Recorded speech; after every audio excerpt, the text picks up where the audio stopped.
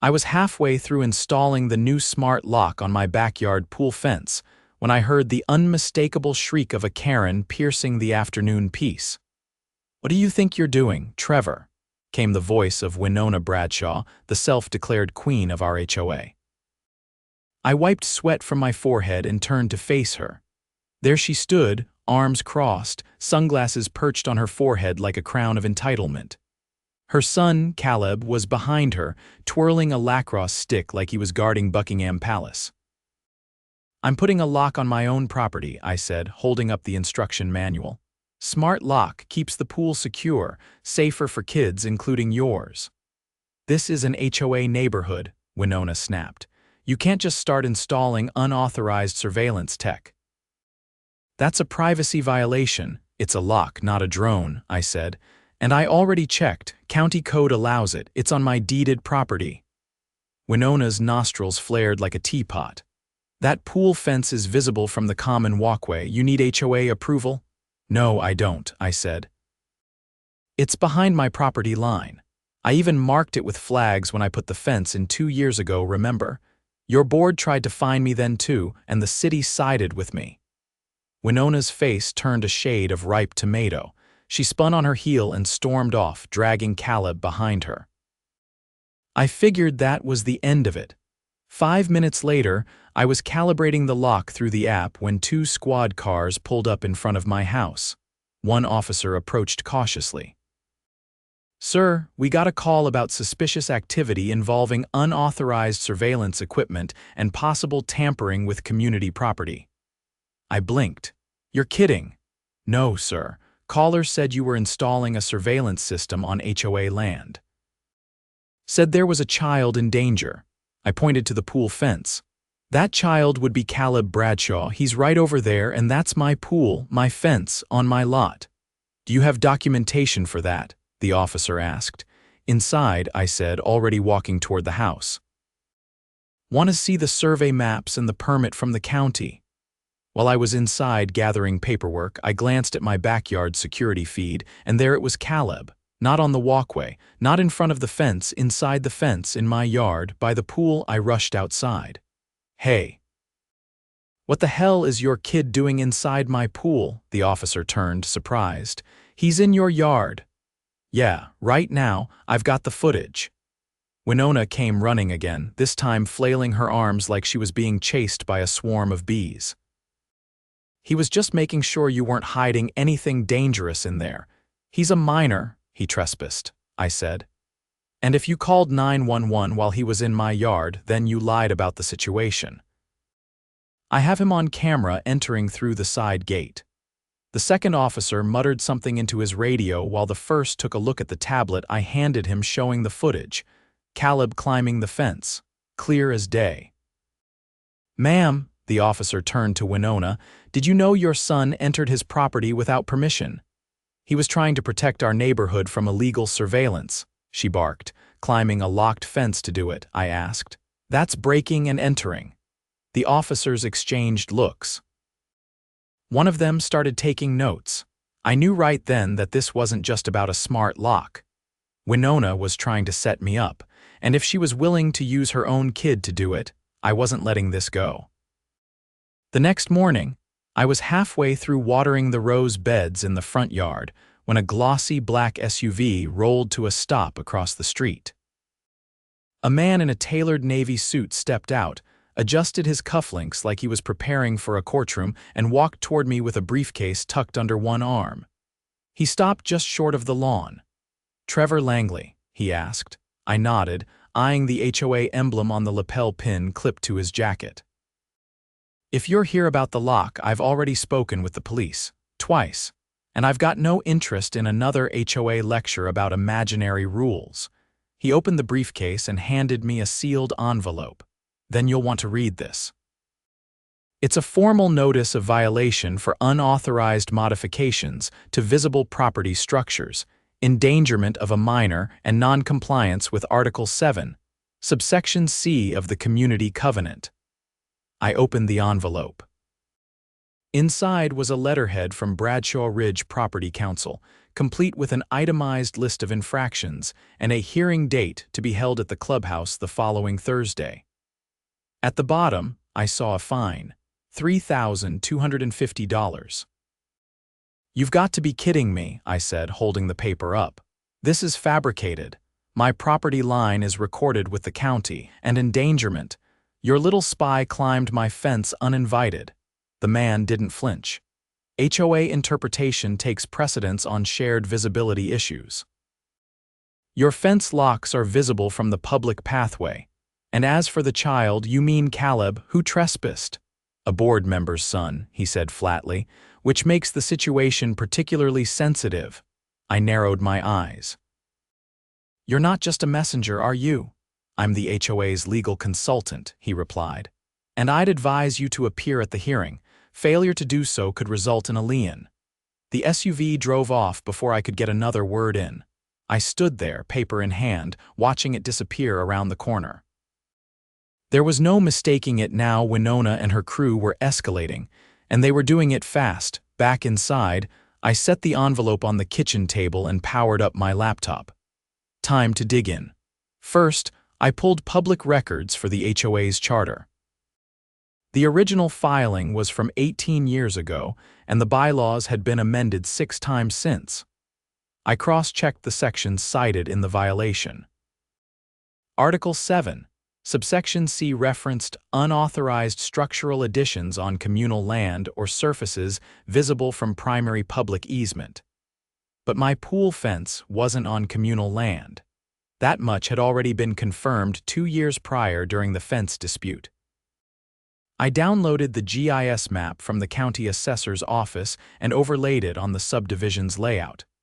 The fence and the lock sat squarely within my lot lines.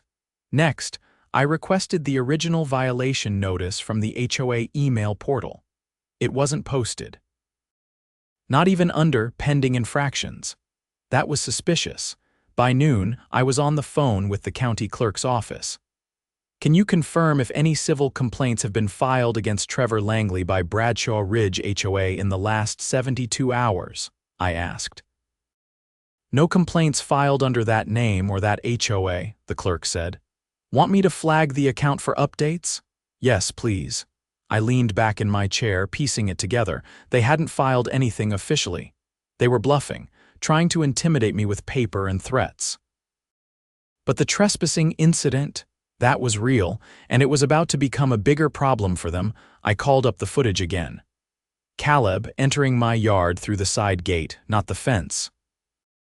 I scrubbed back a few minutes and caught something else: Winona standing on the sidewalk, holding her phone to her ear just as Caleb slipped in. She didn't stop him. She didn't call him back. She waited 30 seconds, then dialed, which meant she knowingly made a false report to emergency services. That wasn't just a bad look. That was a criminal offense. I drove to the sheriff's station and requested to speak with Deputy Harmon, the same officer who'd responded the day before. He met me in the lobby with a curious expression. "Back again. This time with more than a complaint," I said. "I've got proof the 911 call was falsified."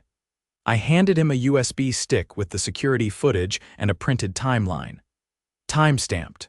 She called emergency services while her son was already trespassing in my yard.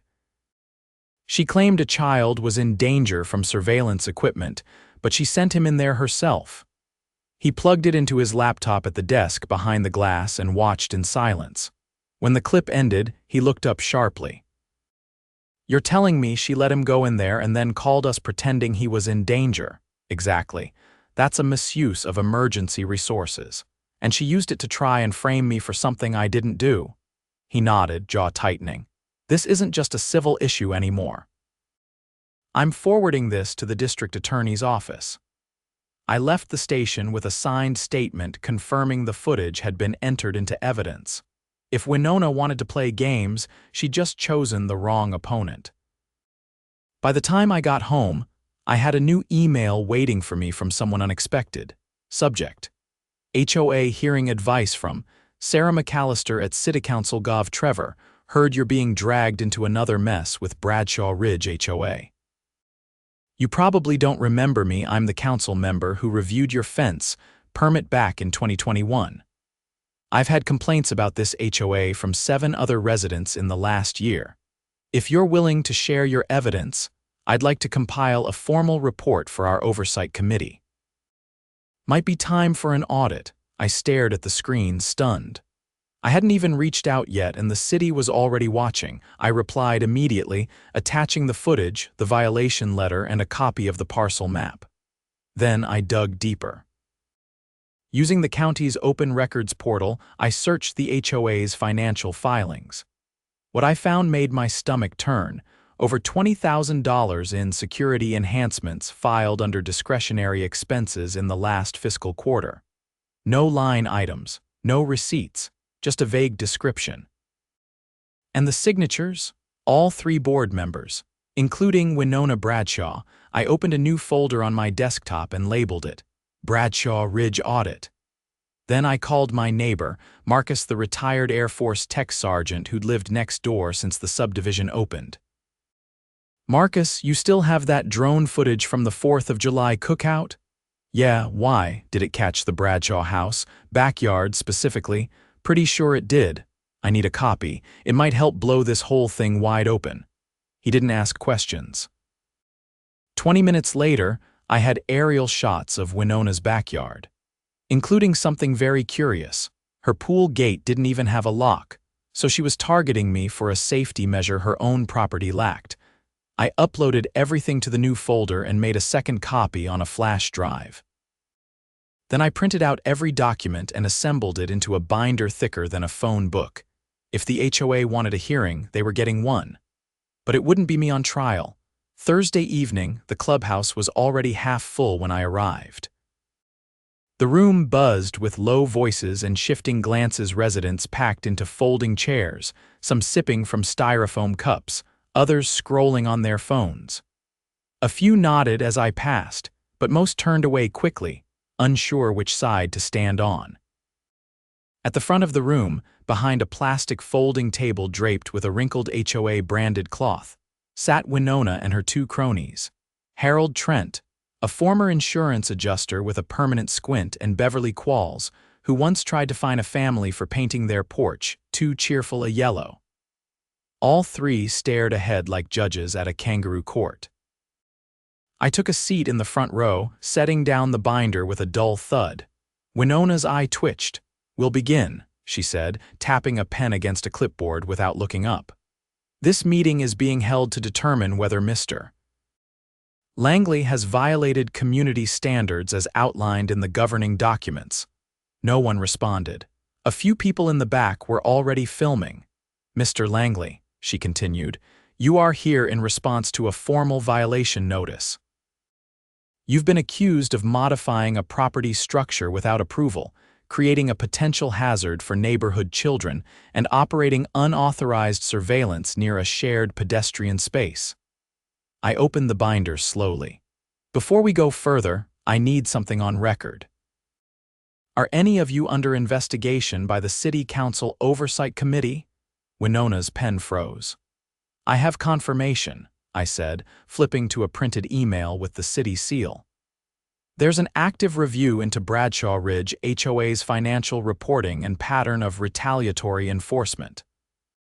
7 complaints were filed before mine, and the footage from last weekend has been submitted to the district attorney."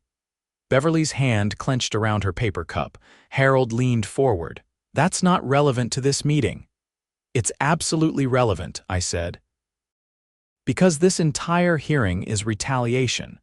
You tried to fabricate a violation to cover for a much bigger problem.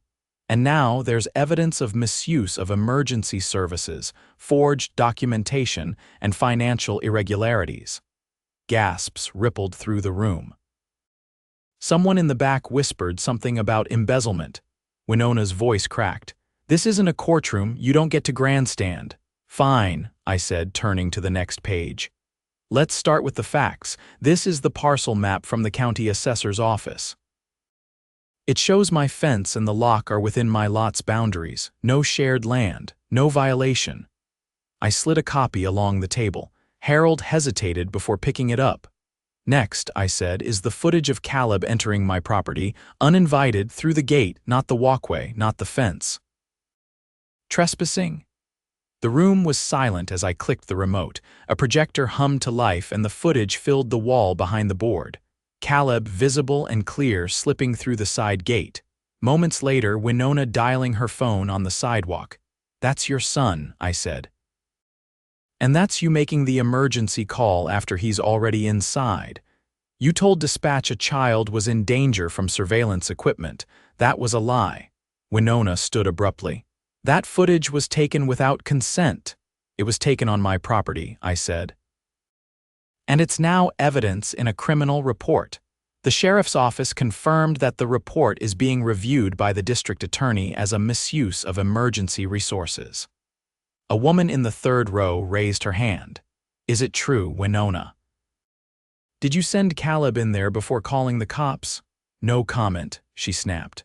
"This is about the lock." "The lock," I interrupted, "was installed for safety, which, by the way, your property lacks." I clicked again. Drone footage filled the screen, showing Winona's backyard, her pool wide open, no gate, no latch. Beverly shifted in her seat, clearly rattled. "I don't think we should continue this hearing without legal counsel," she murmured. "You have a legal consultant," I said, gesturing at the man in the back, the same one who'd served me the envelope. "Did he review this footage before signing off on the violation?" He didn't answer. He just stood and quietly left the room. Harold finally broke the silence.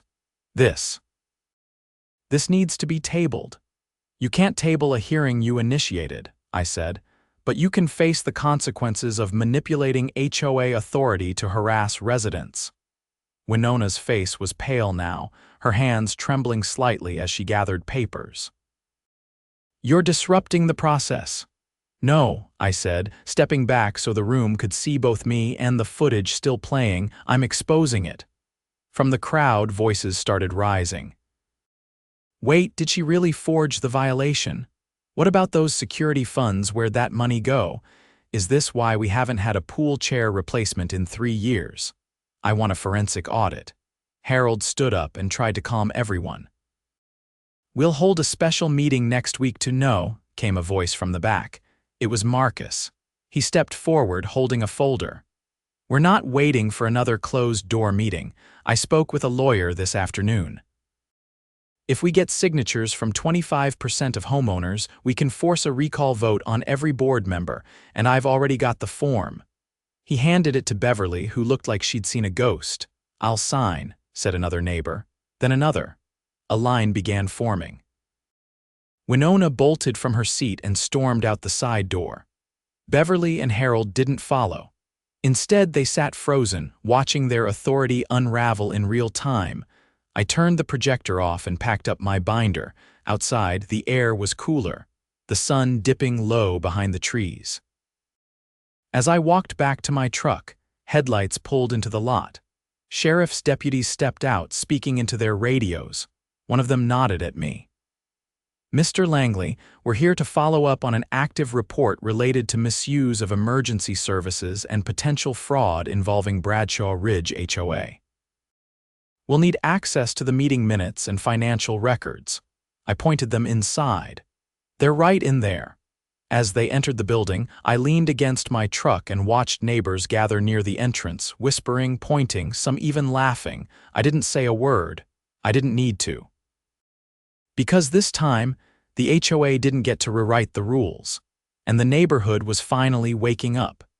2 days after the clubhouse showdown, I woke up to an email from the county records office confirming a public records request I hadn't made.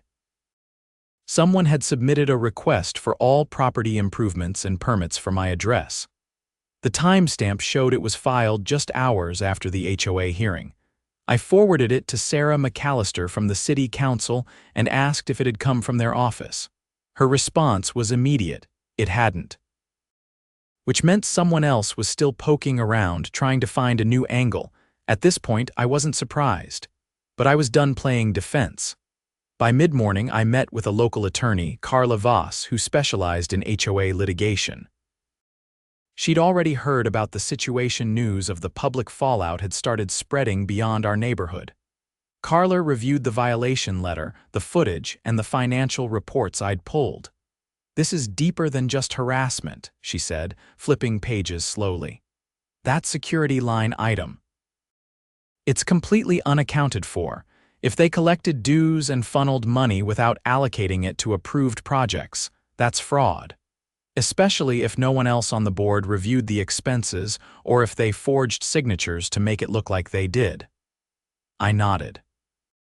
"And the emergency call. That's criminal misuse of services, possibly obstruction depending on how far they pushed the false narrative. If your footage wasn't airtight, they might have tried to pursue charges based on a lie. That's not just unethical, it's dangerous." Carla agreed to represent me if I decided to push forward with legal action, but she also had a suggestion. "File a formal complaint with the state HOA regulatory board," she said. "They can conduct a full-scale audit. If you combine that with enough homeowner signatures, the board can be dissolved, not just recalled, shut down, permanently." That afternoon, I printed out the necessary forms and walked door to door with Marcus and two other neighbors, Denise and Miguel. We didn't have to explain much. Most residents had already heard what went down at the clubhouse, and many had their own stories to tell. One woman, Maria, had been fined over $500 for unauthorized landscaping after planting tomatoes in her backyard. Another, an older man named Leonard, said Winona once threatened to report him to the county for having sagging blinds. He'd been too embarrassed to speak up. By nightfall, we had over 70 signatures, more than enough. I scanned and sent the petition to the state board, then overnighted a hard copy with stamped affidavits. Carla helped draft an accompanying complaint that included financial discrepancies, documentation of retaliation, and a transcript of the false emergency call. Then I waited. 3 days later, everything blew wide open. It started with a visit from a plain black SUV, not HOA this time, but federal. 2 agents in windbreakers stepped out, flashed badges, and asked if I could clarify some items related to the Bradshaw Ridge HOA's financial activity. Apparently, the missing $20,000 wasn't just a bookkeeping issue. It had been traced to a series of cash withdrawals funneled through a shell company registered to an address that didn't exist. The account holder, a Winona Bradshaw. I handed over the USB with the drone footage, digital copies of the HOA bank records, and the signatures we'd collected. The agents, both from the Department of Housing and Urban Development's Fraud Division, took notes while I walked them through the timeline. "Is this common?" I asked at one point. "Not common," one replied, "but not rare either. Smaller HOAs like this often operate without oversight until someone shines a light. That's what you did, and now we're here." That evening, patrol cars returned to the neighborhood. This time, they didn't stop at my place. They pulled straight into Winona's driveway. Half the block watched from windows and porches as officers escorted her out of the house in a blazer and slippers, wrists cuffed behind her back. Caleb stood on the lawn, frozen, flanked by 2 social workers. The look on his face wasn't anger, it was confusion. Like he'd just realized his mother wasn't invincible. The charges were serious: embezzlement, wire fraud, and filing false emergency reports. According to the agents, the HOA had been collecting inflated special assessment fees for projects that never existed, like exterior lighting upgrades, surveillance installations, and path maintenance. The funds were then redirected to the dummy corporation and, from there, vanished into private accounts. Over the next week, subpoenas were issued to Harold and Beverly. Turns out their signatures had been forged on at least 12 separate expense approvals. Harold had already resigned and fled the state by the time investigators contacted him. Beverly lawyered up and claimed she was unaware of any wrongdoing. The state's regulatory board moved fast. By the second week, Bradshaw Ridge HOA was formally dissolved. Control of neighborhood maintenance and rule enforcement was handed over to a temporary receiver appointed by the city. All current fines were voided. All pending violations were erased. and for the first time in nearly 2 decades, the residents of Bradshaw Ridge could breathe. A week after the arrest, Sarah from the City Council invited me to a community roundtable at the Civic Center. It wasn't just about our HOA anymore, it was about oversight, accountability, and how easily power could be abused when no one was watching. People think of HOAs as harmless, she said during the meeting. But without transparency, they can become mini-governments, ones that answer to no one. What happened in Bradshaw Ridge is a wake-up call. I didn't speak much. I didn't need to. Just being there with neighbors who had once whispered behind closed doors and now spoke freely was enough. Back home, the smart lock on my pool fence clicked shut as I walked past. The app pinged confirmation, and I smiled, not because of the lock, but because I no longer had to wonder who might try to twist its presence into something sinister. A few days later, I got a letter in the mail. A formal apology from the city, acknowledging the delay in oversight and thanking me for my role in exposing the HOA's corruption. Enclosed was a certificate of appreciation for civic diligence and community advocacy. I stuck it to the fridge with a magnet shaped like a wrench. Fitting. In the months that followed, the neighborhood transformed. Residents formed a new independent council, voluntary, transparent, and with no power to fine. Just neighbors helping neighbors. We painted the faded mailboxes, organized weekend cleanups, and even planted a community garden in the old HOA lot. Caleb stopped by one afternoon while I was weeding the roses. He looked older now, less defiant, more uncertain. "My mom's probably going to prison," he said quietly. I stood up. "That's not on you," he nodded slowly. "I didn't know what she was doing, I just thought she was trying to protect the neighborhood." "She was protecting power," I said. "There's a difference." He didn't argue, just stared at the flowers for a long while before heading off down the sidewalk. Not everyone gets closure. But in Bradshaw Ridge, we got something close, a neighborhood free of fear, a system held accountable, and a smart lock that started it all, still buzzing quietly in the sun, guarding what no one had the right to take.